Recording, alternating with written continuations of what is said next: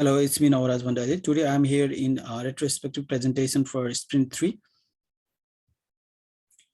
This is my responsibility. I'm a backend developer for this sprint, similarly database administrator and unit tester. This is the sprint timeline. Sprint was started in 24th January, and we have a continued client and supervisor meeting. Similarly, in this sprint, I have worked 50 hours, and sprint is going to end it in 11th February. So these are the user story covered in this sprint. Changes to web app based on the client requirement. User story 1, task 2, working on user validation and user registration furthermore. Similarly, user story 12, task 1, design backend part of web app to show employee details. Unit testing for sprint 3 user story. Similarly, user story 17, user task 1, work on backend part to create form for post details. So these are the core snippet that we use to validate the users logins and the details. So this is the output of user validations, and this is the code snippet that we use to create our post and post related data. We can see here different routes that we use in post, like we can create post, update, view all, and delete. Similarly, here a brief summary code snippet that is used to post the data. And here we can see some synchronous function, which is going to validate the post. So this is the codes, and this is the output of post. We can see the two attributes, subject and description. They are both mandatory attributes and going to create a post. And in the right side of the create post dialog. This is the STEM specific knowledge that I have gained in this sprint. Here I can able to implement server sent events, hosting of Node.js with DigitalOcean, DOM manipulation and event handlers, Git implementation on each update. In implementation server sent events, in this sprint I have implemented server events which help to continue connection open until closes by calling or interrupt unexpectedly.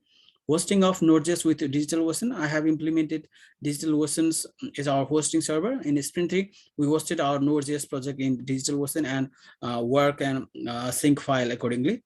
Similarly, DOM manipulation and event handlers. In this sprint, I have implemented DOM manipulation and event handler. Handling events with React implement is very similar to handling events on DOM elements. Similarly, Git implementation on each update. In this sprint, I have frequently used Git to track changes with add, commit, push, and pull, and handle features branching and merging. What I did learn from this past sprint is basically in week 10, I was paused on feed implementation and CRUD functionality and got some error. At that time, I got 2 articles, which is suggested by our supervisor. And I went through these 2 articles and got some suggestions, and this tutorial is about how we can use the stream feed API and React Native to create a timeline news feed on mobile application.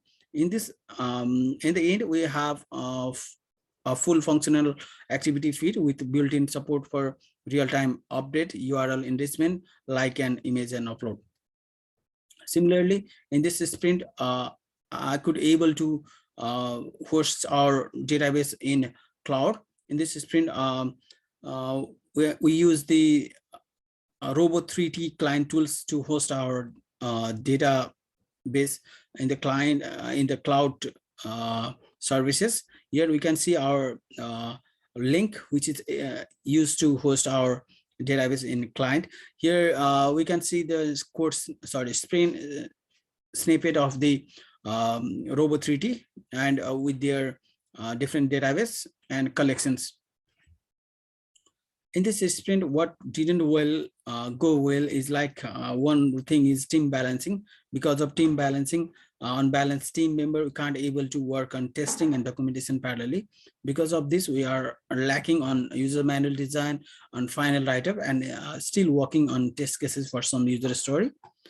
We face DigitalOcean server issues. We couldn't able to synchronize our project with Git and DigitalOcean and must work on local.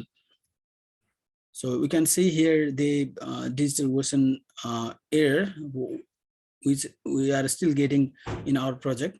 We are unable to resolve this issue of failed authentication, and we try to creating another droplet While executing the application in the new droplet, we face the error, module detection failure, cannot find module node mailer.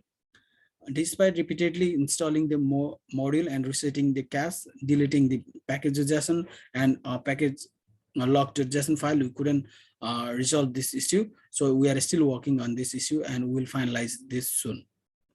Thank you.